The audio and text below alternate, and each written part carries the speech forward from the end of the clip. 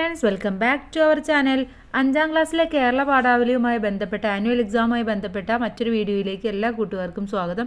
അപ്പോൾ ഈ വീഡിയോയിൽ നമ്മൾ ഇമ്പോർട്ടൻ്റ് ആയിട്ടുള്ള കുറച്ച് ക്വസ്റ്റ്യൻസും അവിടെ ആൻസേഴ്സുമാണ് നോക്കാൻ പോകുന്നത്. അപ്പോൾ ഓൾറെഡി നമ്മൾ ക്വസ്റ്റ്യൻ പേപ്പർ അപ്ലോഡ് ചെയ്തിട്ടുണ്ട്. അപ്പോൾ ആവശ്യമായിട്ടുള്ള കൂട്ടുകാർ തീർച്ചയായിട്ടും പോയി കാണണം. അപ്പോൾ നമുക്കിതിലൊരു പ്രവർത്തനം നോക്കാം. പ്രസംഗം തയ്യാറാക്കാം. പാഴ്ചളികൊണ്ടൻ മരണം വരെ ഞാൻ പാവിഴപ്പാൽ കുല വിലയിക്കും. അക്കിത്തം അച്യുതൻ നമ്പൂതിരിയുടെ വരികളാണ്. അധ്വാനത്തോടുള്ള താല്പര്യം സൂചിപ്പിക്കുന്ന വരികൾ വായിച്ചല്ലോ. ബാലസഭയിൽ അവതരിപ്പിക്കുന്നതിന് വേണ്ടി കുട്ടികൾക്ക് അധ്വാനത്തിൻ്റെ മഹത്വം ബോധ്യപ്പെടുത്തുന്നതിന് സഹായകമായ പ്രസംഗം എഴുതാനാണ് പറഞ്ഞിട്ടുള്ളത്. അപ്പോൾ ഇത് ഒരുപാട് ക്വസ്റ്റ്യൻ പേപ്പറിൽ കണ്ടിട്ടുണ്ട്. ഒന്നുകിൽ പ്രസംഗം തയ്യാറാക്കാൻ, അല്ലെങ്കിൽ കുറിപ്പ് തയ്യാറാക്കാൻ, വിശകലനം കുറിപ്പ് തയ്യാറാക്കാനെല്ലാം വന്നിട്ടുണ്ട്. അപ്പോൾ കൂട്ടുകാർ ഈ ഒരു വിഷയത്തെ കുറിച്ചിട്ട് നന്നായിട്ട് വായിച്ച് മനസ്സിലാക്കി വെക്കണം. ഓക്കെ, അപ്പോൾ ഇവിടെ പ്രസംഗമാണ്. പ്രസംഗം എഴുതുമ്പോൾ മാന്യ സദസ്സിന് വന്ദനം എന്ന് എഴുതിക്കൊണ്ട് തുടങ്ങണം. ഞാൻ ഇന്നിവിടെ പ്രസംഗിക്കാൻ പോകുന്നത് അധ്വാനത്തിൻ്റെ മഹത്വത്തെക്കുറിച്ചാണ്. അധ്വാനശീലമുള്ളവന് മാത്രമേ ജീവിതത്തിൽ വിജയിക്കാൻ സാധിക്കുകയുള്ളൂ. അലസത ജീവിതത്തിൽ നാശം വിതക്കുകയും മാത്രമേ ചെയ്യുകയുള്ളൂ. ഏതു മേഖലയിൽ ആണെങ്കിലും അത്യന്തികം ഉണർവോടുകൂടി പ്രവർത്തിക്കണം. അപ്പോൾ മാത്രമേ വിജയം കൈപ്പിടിയിൽ ഒതുക്കാൻ സാധിക്കുകയുള്ളൂ. നമ്മുടെ മഹാന്മാരുടെ ചരിത്രം പരിശോധിച്ചാൽ അവരുടെ ജീവിതത്തിൽ അധ്വാനത്തിൻ്റെ സ്ഥാനം എത്ര വലുതാണെന്ന് മനസ്സിലാക്കാം. നാം എന്തും അധ്വാനിച്ചു നേടുമ്പോൾ അതിന് മധുരം ഉണ്ടാവുകയുള്ളൂ. അധ്വാനത്തിൻ്റെ മഹത്വത്തെക്കുറിച്ച് എത്ര പറഞ്ഞാലും തീരില്ല. ഇത്രയും പറഞ്ഞുകൊണ്ട് എൻ്റെ വാക്കുകൾ ചുരുക്കുന്നു. നന്ദി, നമസ്കാരം. അപ്പോൾ ഇവിടെ അധ്വാനം എന്ന് പറഞ്ഞു കഴിഞ്ഞാൽ അധ്വാനിച്ചു കഴിഞ്ഞിട്ട് അത് നമ്മൾ പണ്ടുള്ളവർ പറയും, അധ്വാനിച്ച് തിന്നുമ്പോഴാണ് അതിൻ്റെ ശരിക്കും നമുക്ക് മധുരം നുണയാൻ സാധിക്കുകയുള്ളൂ എന്ന്. നമ്മൾ എന്തൊരു കാര്യമായിക്കോട്ടെ അത് നമ്മളായിട്ട് എഫേർട്ട് എടുത്ത് നമ്മൾ പ്രയത്നിച്ച് അതിൽ നിന്ന് കിട്ടുന്ന ആ ഒരു റിസൾട്ടാണ് നമ്മുടെ ഏറ്റവും മാധുര്യം കൂടിയത് എന്നാണ് ശരിയായത്. അധ്വാനിക്കാതെ വെറുതെ മടി പിടിച്ചിരുന്ന് കഴിഞ്ഞാൽ ഒന്നും നമുക്ക് നേടിയെടുക്കാൻ സാധിക്കുകയില്ല. നമുക്ക് എന്തെങ്കിലുമൊക്കെ നേടിയെടുക്കണമെങ്കിൽ നമ്മൾ നന്നായിട്ട് അധ്വാനിക്കുക വേണം. ഓക്കെ, ഇനി മറ്റൊരു ചോദ്യം നോക്കൂ. വിശദീകരണ കുറിപ്പാണ്. കുണ്ടുകിണച്ചിൽ തവളക്കുഞ്ഞിന് കുന്നിൻ മീതെ പറക്കാൻ മോഹം. ഈ ആശയം വരുന്ന പഴഞ്ചൊല്ല് താഴെ കൊടുത്തവയിൽ ഏതാണ്? ഒരുമ തന്നെ പെരുമ, അതിമോഹം ആപത്ത്, വിള പുറത്തിട്ട് വേലി കെട്ടരുത്. അതിമോഹം ആപത്താണ്. കാരണം കിണച്ചിൽ കിടക്കുന്ന തവളക്കുഞ്ഞിന് മേലെ പറക്കാൻ മോഹം എന്ന് പറഞ്ഞാൽ അവിടെ അതിമോഹമാണ്. അപ്പോൾ അതിമോഹം ആപത്താണ്. മുകളിൽ കൊടുത്തവയിൽ നിന്നും ഇഷ്ടപ്പെട്ട ഏതെങ്കിലും ഒരു പഴഞ്ചൊല്ല് തിരഞ്ഞെടുത്ത് അത് വിശകലനം ചെയ്ത് കുറിപ്പ് തയ്യാറാക്കുക എന്നതാണ് മറ്റൊരു പ്രവർത്തനം. അപ്പോൾ ഇതിൽ ഏതെങ്കിലും ഒന്ന് നിങ്ങൾക്ക് തിരഞ്ഞെടുത്ത് അതിനെക്കുറിച്ചിട്ട് എഴുതാം. ഇവിടെ എഴുതിയിട്ടുള്ളത് ഒരുമ തന്നെ പെരുമ എന്നുള്ളതിനെ കുറിച്ചിട്ടാണ്. ഫുട്ബോൾ കളിയെക്കുറിച്ച് നമുക്കറിയാം. കളിക്കാൻ ഒരുമയോടെ കളിച്ചാൽ മാത്രമേ വിജയം സ്പർശിക്കാൻ സാധിക്കുകയുള്ളൂ. കളിയിൽ മാത്രമല്ല ജീവിതത്തിലും വിജയത്തെ പുൽകാൻ ഓരോരുത്തർക്കും ആവശ്യമുള്ള ഗുണമാണ് ഒരുമ. ഒറ്റയ്ക്ക് ഒരാൾക്ക് ചെറിയ കാര്യങ്ങൾ നിറവേറ്റാൻ സാധിക്കുമെങ്കിൽ കൂട്ടമായി ലോകത്തിന് തന്നെ മാറ്റങ്ങൾക്ക് നന്ദി കുറിക്കാൻ ഇടയാകും. കൂടുതൽ ദൂരം സഞ്ചരിക്കണമെങ്കിൽ ഒരുമിച്ച് നടക്കണം എന്ന് പ്രായോഗിക തത്വമാണ് ഒരുമയുടെ അടിത്തറ. ഐക്യമത്യം മഹാബലം. അതുപോലെ തന്നെ ഒരുമയുണ്ടെങ്കിൽ ഉലക്കയിലും കിടക്കാം എന്നെല്ലാം പറയുന്നതും ഇതേ സെയിം അർത്ഥം വരുന്ന പഴഞ്ചൊല്ലുകളാണ്. അതും കൂടെ വേണമെങ്കിൽ നിങ്ങൾക്ക് എഴുതി ചേർക്കാം. ഇനി ആസ്വാദനക്കുറിപ്പാണ് ഇവിടെ. എടപ്പാൾ സി സുബ്രഹ്മണ്യൻ്റെ ജീവമലയാളം എന്ന ഒരു കുഞ്ഞു കവിത തന്നിട്ടുണ്ട്. മലയാള ഭാഷ മലയാളിയുടെ ജീവിതം തന്നെയാണെന്നാണ് കവി പറയുന്നത്. എങ്ങനെയെല്ലാമാണ് കവി ഇത് പറഞ്ഞിട്ടുള്ളത് എന്ന് നിങ്ങൾക്ക് മനസ്സിലായല്ലോ. അതുപോലെ മറ്റൊരു ചോദ്യം നമുക്ക് വരാറുണ്ട്. മലയാള ഭാഷയുടെ മഹത്വത്തെക്കുറിച്ചിട്ട് എഴുതാം. മലയാള ഭാഷ മറ്റുള്ള ഭാഷയേക്കാൾ മികവുറ്റതാണ് അല്ലെങ്കിൽ മഹത്വമേറിയതാണ് എന്ന് പറയുന്നത് എന്തുകൊണ്ട് എന്നെല്ലാം ചോദിച്ചുകൊണ്ട് ചോദ്യം വരാറുണ്ട്. അപ്പോഴൊക്കെ കൂട്ടുകാർ എഴുതേണ്ടത് ഇതേ സെയിം സംഭവം തന്നെയാണ്. അപ്പോൾ എന്തൊക്കെയാണ് ഇതിൽ എഴുതേണ്ടത് എന്ന് നമുക്ക് നോക്കാം. ഇത് ആസ്വാദന കുറിപ്പാണ് കേട്ടോ. അപ്പോൾ ഇവിടെ എടപ്പാൾ ശ്രീ സുബ്രഹ്മണ്യത്തിൻ്റെ കവിതയാണ് ജീവമലയാളം. മലയാള ഭാഷ കേരളീയനെ സംബന്ധിച്ച് എത്രത്തോളം പ്രാധാന്യമുള്ളതാണെന്ന് വിശദീകരിക്കുകയാണ് ഈ കവിത. മലയാള ഭാഷയുടെ പ്രാധാന്യമാണ് ഈ കവിതയുടെ ആശയം. ഒരു കുഞ്ഞ് വളരുന്നത് മുതൽ അവരിൽ മലയാള ഭാഷ ചെലുത്തുന്ന സ്വാധീനം കവി ഇതിലൂടെ ലളിതമായും മനോഹരമായും വരച്ചു കാണിക്കുന്നു.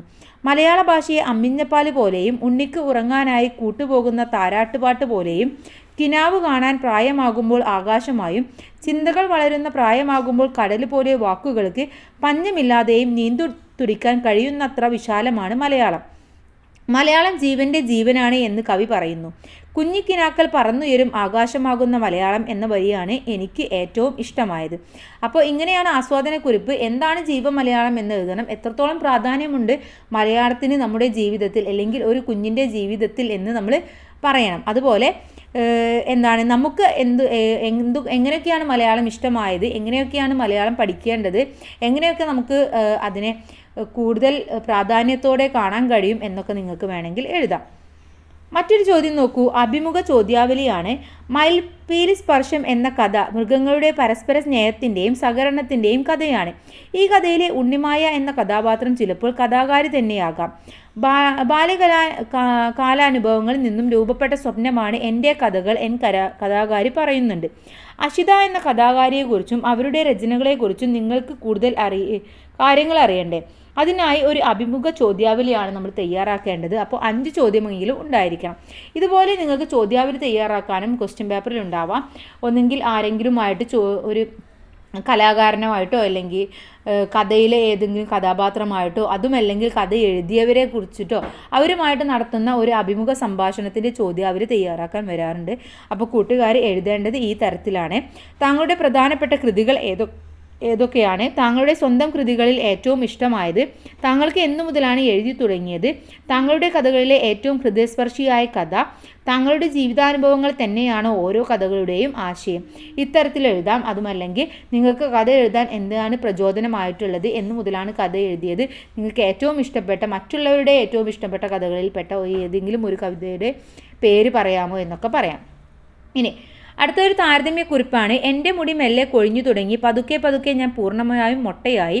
സ്വന്തം ശരീരം മുഴഞ്ഞു പോകുന്നത് സ്വയം അറിയുമ്പോൾ ഞാൻ ഉള്ളാലെ പിടഞ്ഞു. എത്രയൊക്കെ ചിരിക്കാനും ചിരിപ്പിക്കാനും ശ്രമിച്ചിട്ടും അതിനൊക്കെ മുകളിൽ കരച്ചിലിൻ്റെ മേഘങ്ങൾ കരുത്തുനിന്നു.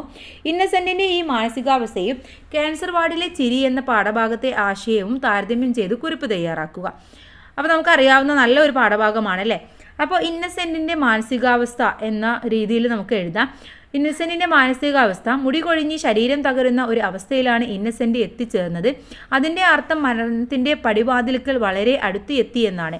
മരണം അടുത്തെത്തുമ്പോൾ ചിരിക്കാനോ ചിരിപ്പിക്കാനോ ആർക്കും സാധിക്കുകയില്ല. സ്വന്തം ജീവിതം അവസാനിക്കും എന്ന ദുഃഖകരമായ സത്യം അപ്പോൾ മനസ്സിനുള്ളിൽ കരച്ചിലും വേർപാടിൻ്റെ ദുഃഖവും മാത്രമായിരിക്കും.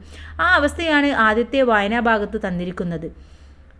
ഇനി മരണം ഉടനെ എത്തും, കുറച്ചു മാസങ്ങൾക്ക് ശേഷം എത്തുമെന്ന് ഇന്നസെൻറ്റിന് മനസ്സിലായി. എന്നാൽ മനസ്സിനെ ധൈര്യപ്പെടുത്താനായി ദുഃഖത്തിൻ്റെ പിടുത്തത്തിൽ നിന്ന് സ്വയം രക്ഷപ്പെടാനായി തമാശയും ഫലിതവും ചിന്തകളിൽ നിറക്കുക, അതാണ് ഈ പാഠഭാഗത്ത് ഇന്നസെൻറ്റ് പ്രാവർത്തികമാക്കിയിട്ടുള്ളത്. ഇനി ഒരു ഭാഗത്ത് മരണമെന്ന ദുഃഖം ഫലിതത്തിലൂടെ മറന്ന് സ്വയം മനസ്സിനെ ശക്തിപ്പെടുത്തി ആയുസ് നേടാൻ ശ്രമിക്കുന്ന ഇന്നസെൻറ്റിനെ കാണാം. നല്ല ഒരു ചിന്തയാണത്. എന്നാൽ രോഗാവസ്ഥ ഒരു പ്രത്യേക ഘട്ടത്തിൽ എത്തിയപ്പോൾ മുടി കൊഴിഞ്ഞ ശരീരം തകരുന്ന ഘട്ടത്തിൽ ഇന്നസെൻറ്റിൻ്റെ മാനസിക ധൈര്യം ചോർന്നു പോകുന്നതായി കാണാം. മനസ്സിലെ ദുഃഖം മരണഭയം ഫലിതവും ചിരിയും തല്ലിക്കെടുത്തുന്നു. എത്ര ശക്തമായ മനസ്സായാലും മരണമെന്ന ഭയം ഇന്നസെൻറ്റിനെയും കീഴടക്കുന്നതാണ് നമുക്ക് ഈ ഭാഗങ്ങളിൽ താരതമ്യം ചെയ്യുമ്പോൾ മനസ്സിലാവുന്നത്. ഇനി ഇതിലെ മറ്റൊരു ചോദ്യം ഇന്നസെൻറ്റിൻ്റെയും ഇന്നസെൻറ്റിൻ്റെ ഭാര്യ ആലീസിൻ്റെയും അവസ്ഥകളെ കുറിച്ചിട്ട് എഴുതാൻ പറയാറുണ്ട്. അപ്പോൾ അതും കൂട്ടുകാരെ എഴുതുക. ആലീസ് എന്താണ്, ഇന്നസെൻറ്റ് പിന്നെയും ചിരിയിലൂടെ ഇതിനെ കീഴ്പ്പെടുത്താൻ ശ്രമിക്കുമ്പോൾ ആലീസ് വളരെയധികം ദുഃഖത്തിലേക്ക് പോകുന്നതായിട്ടാണ് നമുക്ക് കാണാൻ കഴിയുന്നത്. മറ്റൊരു ചോദ്യം നോക്കൂ. രോഗത്തെ നർമ്മബോധത്തോടെ നേരിട്ട് ഇന്നസെൻറ്റിനോട് നിങ്ങൾക്ക് എന്താണ് പറയാനുള്ളത്? ഒരു കത്തിലൂടെ അവതരിപ്പിക്കാനാണ് പറഞ്ഞിട്ടുള്ളത്. അപ്പോൾ സ്ഥലം, തീയതി എന്നിവ ഉണ്ടായിരിക്കണം. പ്രിയപ്പെട്ട ഇന്നസെൻ്റ് അങ്കിളിനെ, മലപ്പുറം GHS-ലെ 5ാം ക്ലാസ് വിദ്യാർത്ഥിനിയാണ് ഞാൻ. അങ്ങയുടെ ക്യാൻസർ വാർഡിലെ ചിരി എന്ന അനുഭവക്കുറിപ്പ് ഞങ്ങൾക്ക് പഠിക്കാനുണ്ട്. അത് വായിച്ചപ്പോൾ അങ്ങയോട് വല്ലാത്ത ബഹുമാനം തോന്നി. ജീവിതത്തിൽ ആരും തളർന്നു പോകുന്ന ഘട്ടത്തിലും അങ്ങ് കാണിച്ച മനോധൈര്യവും ചിരി കൊണ്ടും നർമ്മം കൊണ്ടും ആ മഹാവ്യാധിയെ നേരിട്ട അങ്ങയുടെ ജീവിതവും ഏവർക്കും പ്രചോദനമാണ്. ജീവിതത്തിലെ എല്ലാ പ്രതിസന്ധികളെയും മനോബലവും ചിരിയും കൊണ്ട് വേണം നേരിടാൻ എന്ന മഹത്തായ ജീവിതപാഠം ഞങ്ങൾക്കെല്ലാം പകർന്നു നൽകിയ അങ്ങേക്ക് ഒരുപാട് നന്ദി എന്ന് സ്വന്തം എന്ന് പറഞ്ഞുകൊണ്ട് നിങ്ങൾക്ക് പേരെഴുതിയിട്ട് കത്ത് അവസാനിപ്പിക്കാം. മറ്റൊരു ചോദ്യം, ക്യാൻസർ വാർഡിലെ ചിരി എന്ന പേര് ഈ ലേഖനത്തിന് എത്രമാത്രം അനുയോജ്യമാണ് എന്നതാണ്. ക്യാൻസർ വാർഡിലെ മഹാവ്യാധികളെക്കുറിച്ച് ഓർക്കുമ്പോൾ പേടിയും കണ്ണീരും വേദനയുമൊക്കെയാണ് ഏതൊരാളുടെയും മനസ്സിലേക്ക് ഓടിയെത്തുക. എന്നാൽ എല്ലാവരിൽ നിന്നും വ്യത്യസ്തനായി ചിരിയും ഹാസ്യവും കൊണ്ടാണ് ഇന്നസെൻറ്റ് ആ രോഗത്തെ നേരിട്ടത്.